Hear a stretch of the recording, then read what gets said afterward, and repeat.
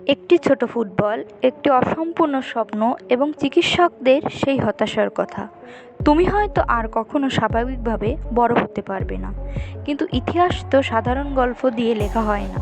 যে ছেলেটি ফুটবল খেলা ছেড়ে দেওয়ার কথা বলা হয়েছিল, সেই ছেলেটিই একদিন গোটা ফুটবল বিশ্বকে শাসন করবে, তা কে জানত? আজকে আমরা জানাবো ফুটবল ইতিহাসের সর্বকালের সর্বসেরা ফুটবলার, দ্য লিটল জাদুকর লিওনেল মেসির সম্পূর্ণ জীবন কাহিনী।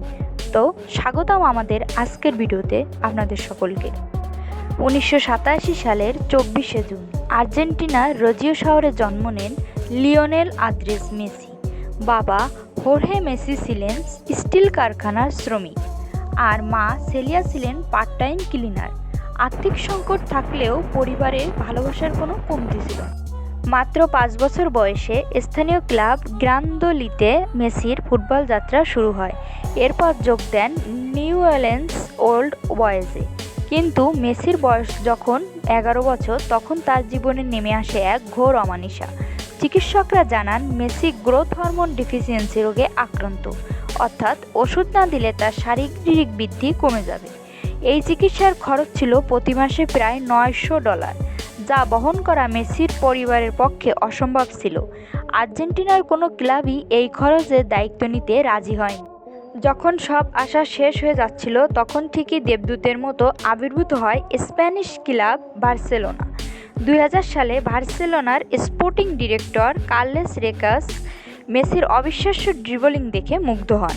তিনি এতটাই তাড়াহুড়ো করেছিলেন যে চুক্তিপত্র লেখার কাগজ না পেয়ে রেস্তোরাঁর একটি টিস্যু পেপারে মেসির সাথে প্রথম চুক্তি স্বাক্ষর করেন।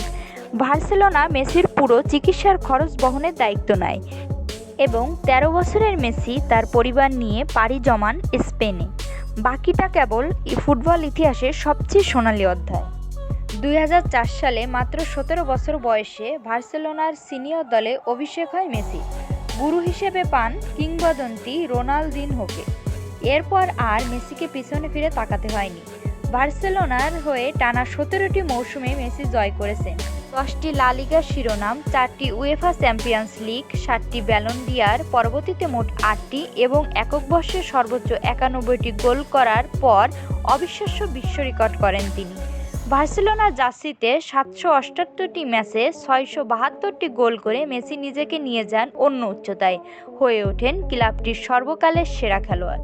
ক্লাব ফুটবলে সব পেলেও জাতীয় দল আর্জেন্টিনার হয়ে মেসির পথ চলা ছিল কান্নায় ভেজা। 2014 সালের বিশ্বকাপ ফাইনাল, 2015 ও 2016 সালের পরপর দুটি কোপা আমেরিকার ফাইনালে হার মেসিকে মানসিকভাবে ভেঙে ফেলে। 2016 সালে হতাশা সহ্য করতে না পেরে আন্তর্জাতিক ফুটবল থেকে অবসর ঘোষণা করেন তিনি। কিন্তু কোটি কোটি ভক্তের আকুতি এবং দেশের ভালোবাসায় মেসি আবার ফিরে আসেন, কারণ গল্পের শেষটা এভাবে হতে পারে না। 2021 সালে বার্সেলোনার আর্থিক সমস্যার কারণে চোখের জলে ক্লাব ছাড়তে হয় মেসিকে। যোগ দেন ফরাসি ক্লাব পিএসজিতে। কিন্তু ততক্ষণে মেসির চোখ ছিল অন্য জায়গায়, দেশের হয়ে ট্রফি জয়। 2021 সালে ব্রাজিলকে তাদের মাটিতেই হারিয়ে মেসি জেতেন কোপা আমেরিকা। বহু বছরের ট্রফি খরা কাটে আর্জেন্টিনার।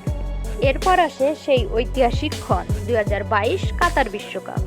এক অবিশ্বাস্য ফাইনালে ফ্রান্সকে হারিয়ে 36 বছর পর আর্জেন্টিনা জয় করে বিশ্বকাপ। মেসি পান ফুটবল ইতিহাসের সবচেয়ে কাঙ্ক্ষিত ট্রফিটি। বিশ্বকাপ ট্রফিতে মেসির সেই চুমু বিশ্বজুড়ে কোটি কোটি ফুটবল প্রেমী চোখ অশ্রুসিক্ত করেছিল।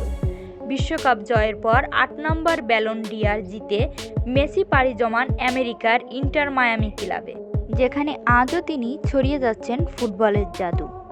লিওনেল মেসি শুধু একজন খেলোয়াড় নন, তিনি অদম্য ইচ্ছা, কঠোর পরিশ্রম এবং বিশ্বাসের এক জীবন্ত প্রতীক। তিনি প্রমাণ করেছেন শারীরিক সীমাবদ্ধতা বা অভাব কখনোই আপনার স্বপ্নের চেয়ে বড় হতে পারে না। মেসির এই মহাকাব্যিক পথ চলা নিয়ে আপনার অনুভূতি কী? মেসি কি ফুটবল ইতিহাসের সর্বকালের সেরা? কমেন্ট বক্সে অবশ্যই জানান। গল্পটি ভালো লাগলে ভিডিওতে একটি লাইক দিন, বন্ধুদের সাথে শেয়ার করুন এবং ফুটবল সংক্রান্ত এমন আরও রোমাঞ্চকর গল্পের জন্য চ্যানেলটি সাবস্ক্রাইব করে পাশে থাকা বেল আইকনটি চেপে দিন। ধন্যবাদ।